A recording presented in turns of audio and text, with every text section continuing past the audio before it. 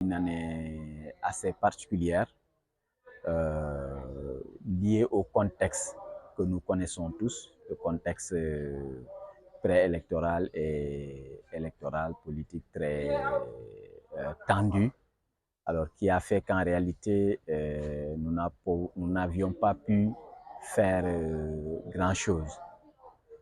Mais cette année-ci, on a tout repris et nous comptons pour vraiment l'année 2025 réaliser tout ce que nous avons prévu ou essayer de réaliser tout ce que nous avons prévu pour 2025.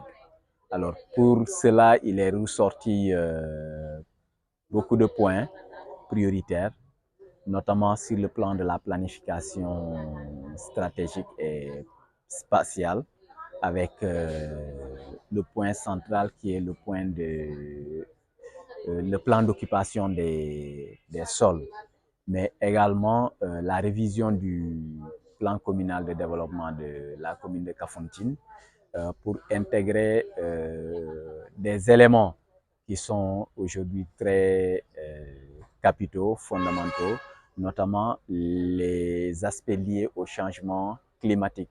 Là, si on sait que Kafountine est devenue une zone côtière très vulnérable et impactée du fait des changements climatiques, notamment avec l'avancée de la mer, l'érosion côtière et d'autres aspects écologiques. Alors, en plus de cela, alors nous avons fait la situation sur les domaines de l'éducation, de la santé, de l'environnement, mais également de l'animation économique. Alors tout ça, en tout cas les participants ont bien ressorti les points saillants et les priorités dans chaque secteur que nous avons bien relevés et que nous prendrons en compte dans le cadre de l'élaboration du budget de 2025. Donc, sur le plan de la participation, est-ce que les populations ont répondu à votre... Oui, les populations ont bien répondu, euh, massivement répondu, et surtout les jeunes. Voilà, j'ai constaté vraiment une présence massive des jeunes, des présidents de jeunesse, ce que je n'ai pas manqué de souligner et de saluer dans la salle. Et les délégués de quartier, les chefs de village aussi, ont répondu vraiment massivement. Et ce qui est encore plus marquant, c'est la mobilisation et la présence des villages des îles. Vous avez vu, aucun chef des villages des îles ne s'est absenté. Donc ça, vraiment, ça a été un point très, très remarquant. Et que aussi par rapport aux réflexions, ça a été vraiment des réflexions très fructueuses. Alors l'occasion de poser les problèmes, ce qui va, ce qui ne va pas, ce qu'il faut améliorer, ce qui est bien et qu'il faut consolider. Ça nous a permis encore de faire la situation dans tous les domaines dans la commune de Kafountine. Et j'ai trouvé ça très, très, très positif. Pouvez-vous nous rappeler quelques points vraiment qui tiennent à cœur les populations? Voilà, sur le plan de la santé, par exemple, aujourd'hui, tout le monde tout le monde a été unanime qu'il faut nous battre tous pour avoir un district sanitaire à Kafountine. Ça a été vraiment un point très saillant lors du débat d'orientation budgétaire. Alors, les difficultés également, notamment l'équipement roulant, les ambulances.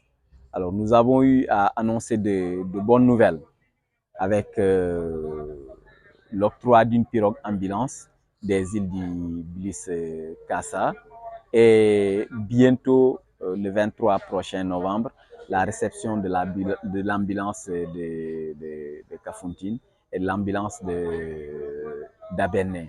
Donc ça, vraiment, ça a été de bonnes nouvelles, mais aussi nous avons noté des doléances, des préoccupations, notamment le besoin en ambulance pour le poste de santé de Diana,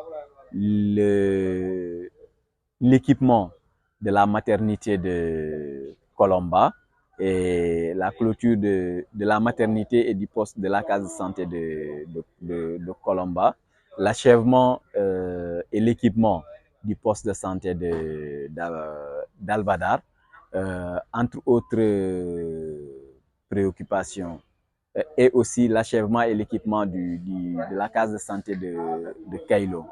Alors ça a été vraiment, en tout cas, des points saillants dans le domaine de la santé, mais surtout le centre hospitalier, le district sanitaire, qu'il est temps à ce que Kafountine ait un district, un centre de santé fonctionnel. Alors ça, vraiment, ça a été le plus grand cri de cœur des populations. Alors nous allons y travailler, porter en tout cas le plaidoyer au niveau du ministre en charge de la santé pour faire en sorte que vraiment le centre de santé soit fonctionnel, voilà, soit équipé et fonctionnel. Alors sur le plan de l'éducation, voilà, sur le plan de l'éducation également, les besoins sont énormes. L'expression des besoins sont énormes. Alors, en termes de construction de salles de classe, alors il est ressorti que à l'heure où nous sommes, il y a, ne serait-ce que sur la terre ferme, 25 classes d'abri provisoires. Ça, c'est vraiment énorme.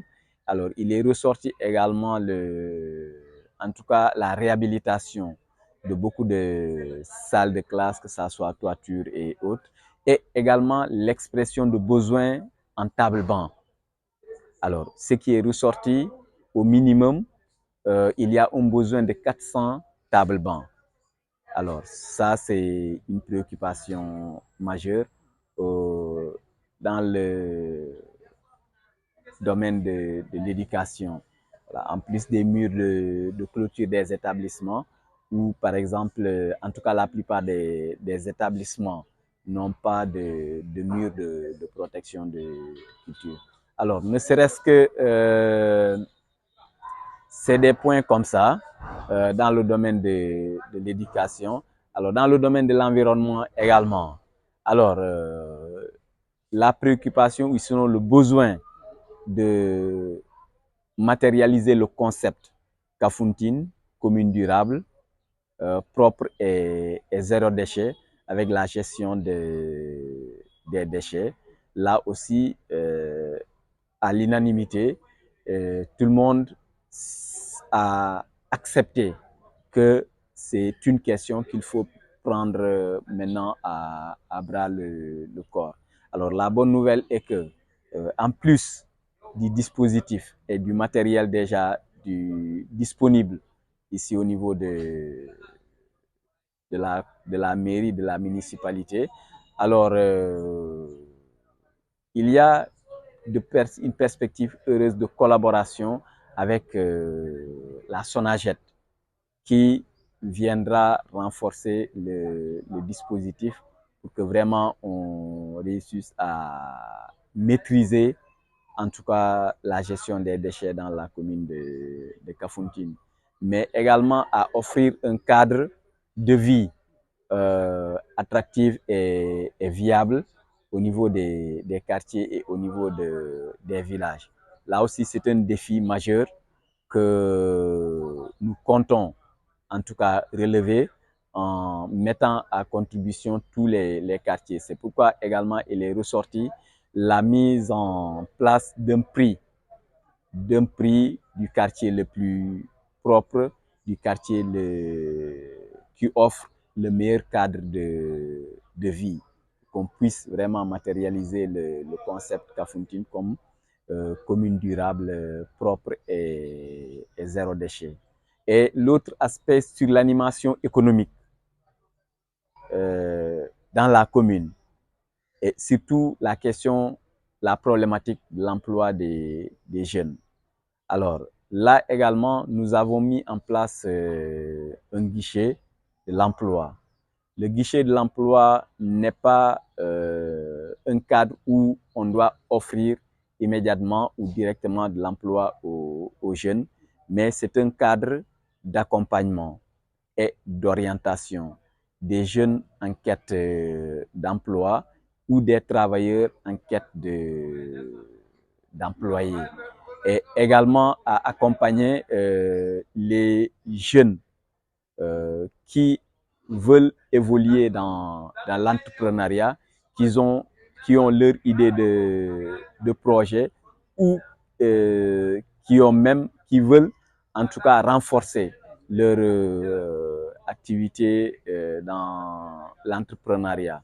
Alors là, dans le guichet de l'emploi, on a créé un incubateur dans la commune qui va vraiment accompagner ces personnes, jeunes comme femmes.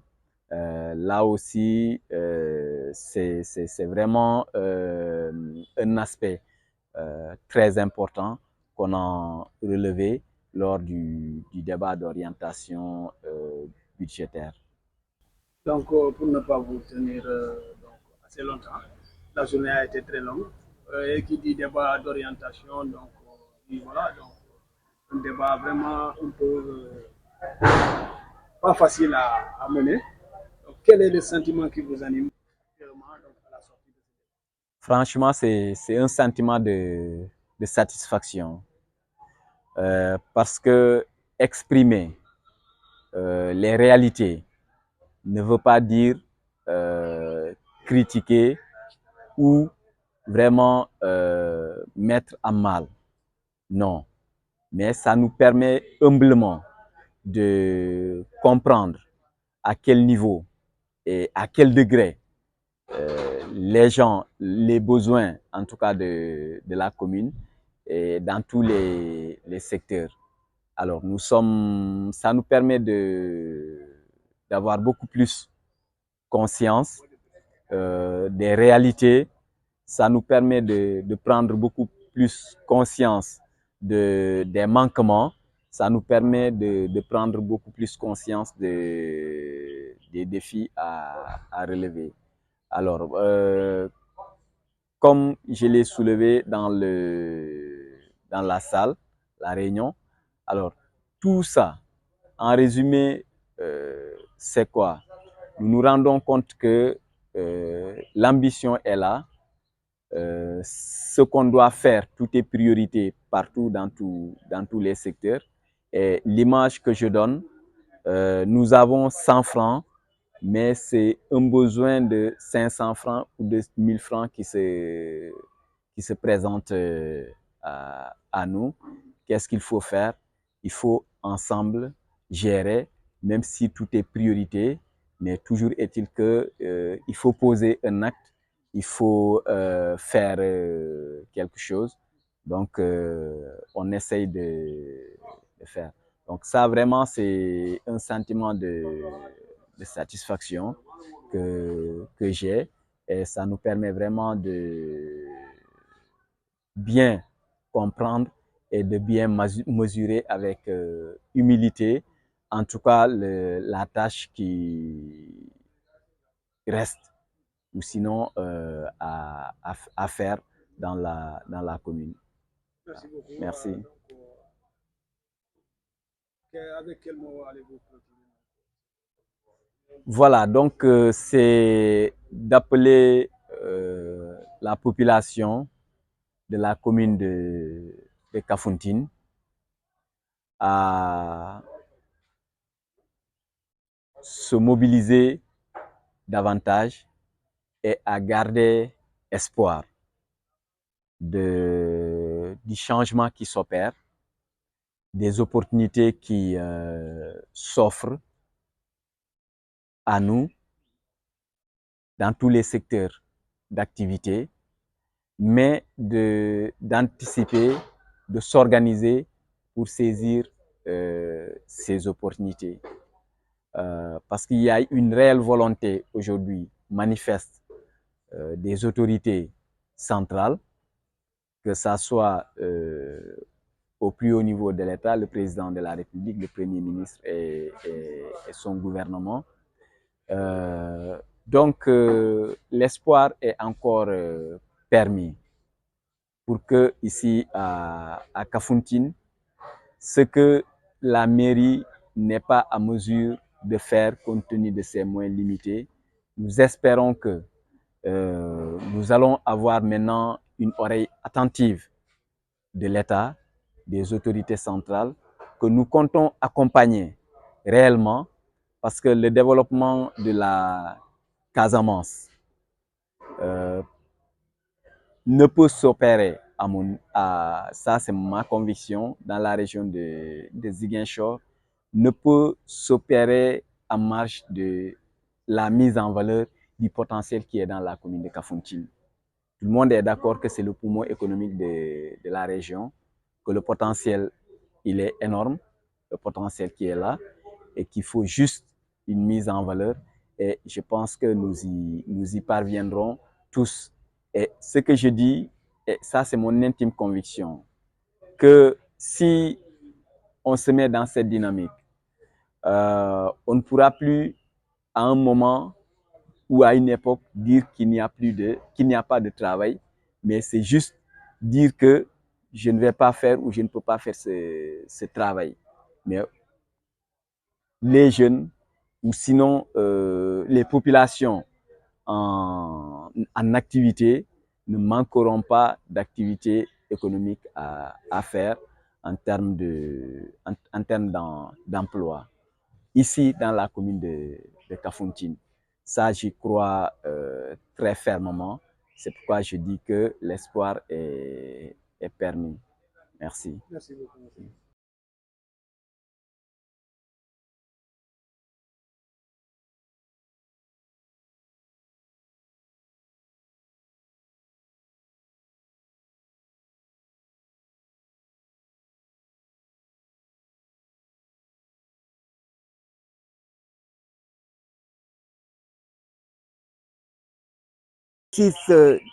Complexe, mais avec la clairvoyance du maire, les débats se sont bien déroulés. Et j'avoue que nous avons beaucoup appris et nous sommes satisfaits des annonces que le maire a faites. Et nous prions que les moyens puissent être mobilisés pour les micro-projets qui sont tous réunis, qui sont retenus aujourd'hui. Merci.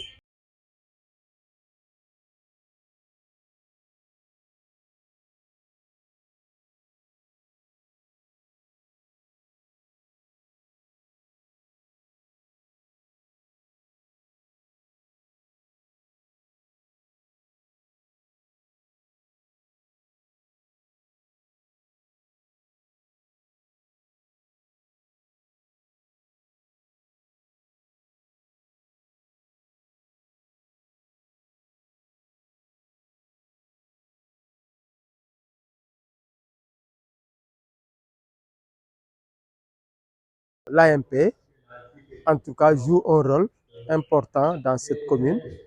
Et son invitation montre un peu, en tout cas, l'écho favorable que les autorités locales ont pour l'AMP, à ma personne d'abord le conservateur, mais aussi à mes collaborateurs et surtout au comité de gestion avec lequel nous travaillons. Alors,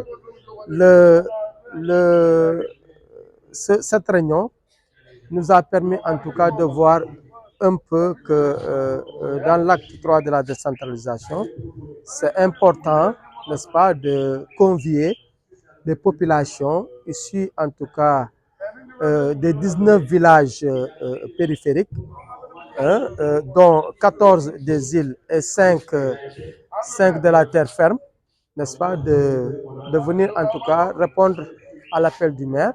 Et ensemble, nous avons pu en tout cas parcourir 12 axes. Donc 12 axes en tout cas qui nous a permis en tout cas de participer à ce débat.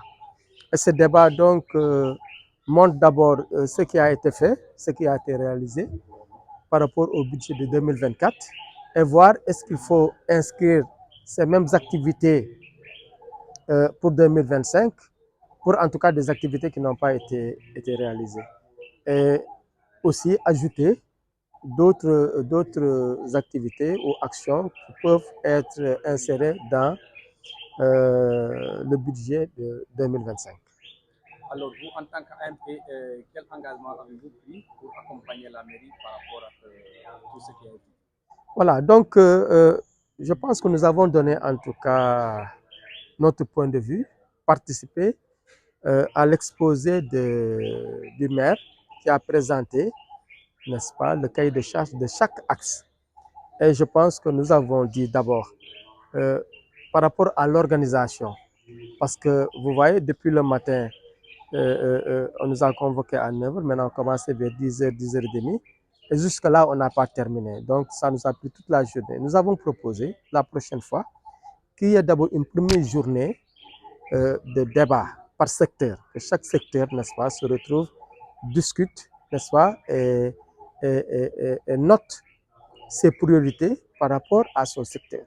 Et ensuite, désigner un rapporteur qui, le lendemain, on viendra en plénière maintenant pour présenter les résultats de chaque secteur. Ensuite, on pourra valider, permettre au maire en tout cas d'avoir un cahier de charges qui est donc, voilà, qui rassemble tous les secteurs. Ça, c'est ce qu'on a proposé. Mais aussi, on a dit que l'AMP, dans le cadre de l'éducation environnementale, parce qu'ils ont demandé, ils avaient inscrit de créer des clubs, n'est-ce pas, scolaires, GIZ, c'est-à-dire gestion intégrée des zones côtières. Nous avons dit, c'est mieux de mettre en place des clubs environnementaux qui sont plus globales. Mais ensuite, dans ces clubs, maintenant, on pourra parler des questions de gestion intégrée des zones côtières. Et donc, il se trouve que nous, depuis l'année passée, en tout cas, cette année, bon, l'année n'est pas encore finie, 2024, donc depuis au mois d'avril-mai, nous avons pu quand même commencer à sensibiliser les 4 CM de la zone plus les 2 lycées, n'est-ce pas, le lycée de Kafountine et le lycée mixte d'Abéné, de créer des clubs environnementaux. Donc chaque établissement crée un club environnemental. Et je pense que ça peut permettre, n'est-ce pas, de prendre en charge les préoccupations, n'est-ce pas, de la commune, qui permet donc d'aider à mettre en place des fermes agroécologiques, mais aussi d'aider à la mise en place des pépinières. Et au vu, n'est-ce pas, des sollicitations, surtout au niveau éducation, on s'est rendu compte que les écoles, les établissements ont les mêmes problèmes. C'est des problèmes de classe, d'abri provisoire, ainsi de suite, voilà, de clôture de l'école. Nous avons dit, ces petits projets, qui sont des projets écoles, n'est-ce pas, même si c'est logé dans les établissements, devrait, n'est-ce pas, polariser les populations, n'est-ce pas, qui vivent autour de l'école, donc les populations villageoises. Et donc, peuvent aider à l'école de bénéficier, n'est-ce pas, de ressources additionnelles, donc de plus de revenus. Et ce sont ces ressources financières qui peuvent aider à régler ces problèmes. Pas à 100%, mais quand même, ça peut aider à régler, par exemple, les problèmes de construction, de toilettes, voilà, aider un peu, n'est-ce pas, à nettoyer les écoles, ainsi de suite, ainsi de suite. Donc, en tout cas, c'est un exercice, à mon avis, ne devrait pas seulement se limiter en début d'année budgétaire.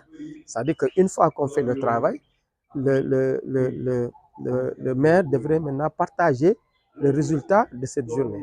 Mais 6 mois après, il doit pouvoir encore convoquer les populations pour faire une évaluation à mi-calcul parcours. Qu'est-ce qui est fait, qu'est-ce qui n'a pas été fait, où en sommes-nous? Et ça permet donc de rectifier et d'aller en avant pour que, à la fin de l'année budgétaire, qu'on puisse avoir des résultats probants au bénéfice des populations. Merci, mon capitaine. Merci, je vous remercie.